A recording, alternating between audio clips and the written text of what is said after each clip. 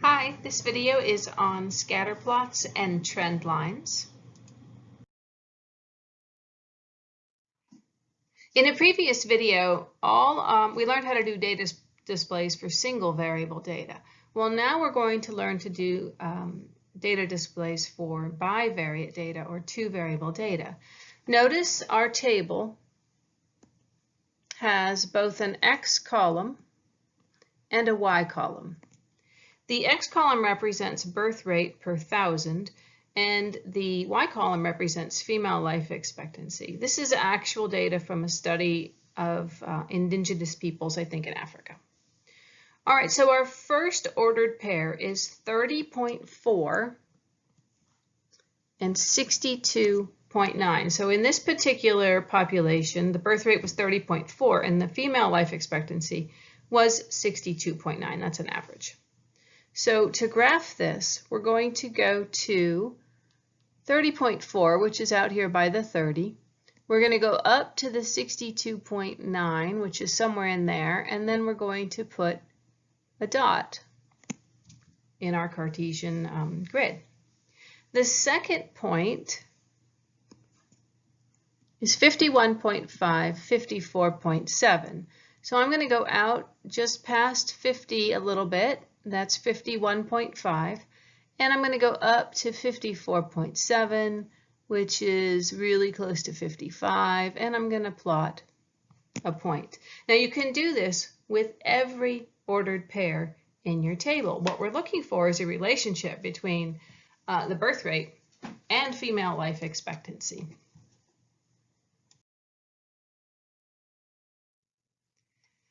This is the actual graph that results from plotting all of those points. Now, notice something interesting. Birth rate is on the x-axis, and female life expectancy is on the y-axis. As the birth rate goes up or gets bigger, the actual female life expectancy is going down. Do you see that? So more kids means women live shorter lives, maybe? Now, we don't know that that's the true relationship. The real relationship might have more to do with the availability of health care. All right, so we can model a scatter plot using something called a trend line, which is basically sort of what I drew on the graph, but I've got a prettier picture.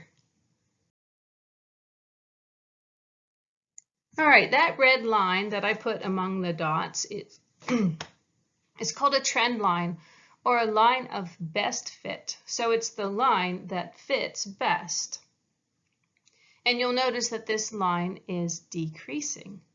Now the question arises, how well does the line actually model the data? Can we use the line to make predictions for some other population? Can we figure out the average life expectancy of women looking at the birth rate per 1,000?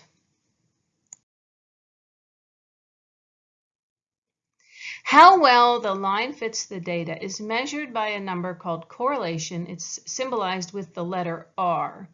Notice that perfect positive correlation is an uphill trending bunch of dots that are perfectly lined up. As the dots start to sort of spread apart and scatter, the correlation goes down a little bit. So 1 is the max. That's the best positive correlation there is. As the dots continue to spread even further apart, our correlation number goes down. If there's no sort of uphill trend or downhill trend and the dots are just everywhere, that's called no correlation, and it gets assigned the number 0. If the tendency of the scatter plot is to head downhill, like this one is, we call that negative correlation. And as those dots tighten up again, our correlation in absolute value becomes closer to 1. Now, the negative means it's going downhill, as you can see in the graph. Perfect negative correlation is dots perfectly lined up going downhill. So that's a number called correlation. So let's look back at our previous example and see what we think is a reasonable correlation.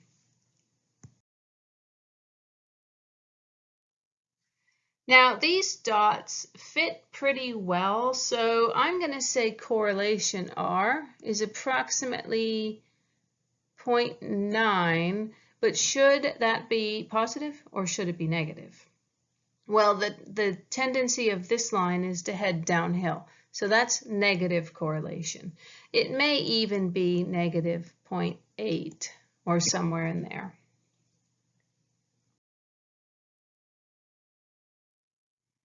We want to be able to sort of predict what type of correlation we're expecting when we gather data.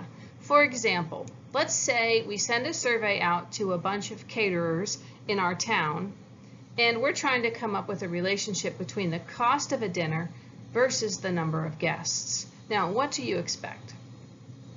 If the number of guests go up, if this goes up, number of guests gets bigger, what do you expect to happen to the cost of the dinner? Well, you expect it to go up as well. That's called positive correlation. Number 2, the height of a candle versus how long it's been burning. Well, as time goes on, as the candle burns longer and longer, what happens to its height? Well, it gets shorter. So this is negative correlation, or negatively correlated. The temperature outside versus how tall you are. Okay, so tall people, that means it's hotter outside, and short people means it's cooler outside. Is there any expectation like that? Is there a relationship between the temperature outside and how tall the people are? Of course not. So this is an example where there's no correlation at all. We don't expect any correlation.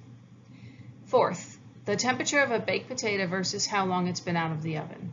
Well, when you take a potato out of the oven, of course, it starts to cool off. So as time goes on, the temperature of the potato comes down. So this is negative correlation, or negatively correlated. Last, your bank account balance versus how much you save each week. Well, as you put money in the bank, of course, your bank account balance is going to be going up. So we call that positive correlation. This video has been on scatter plots and trend lines and also correlation. Thank you for watching.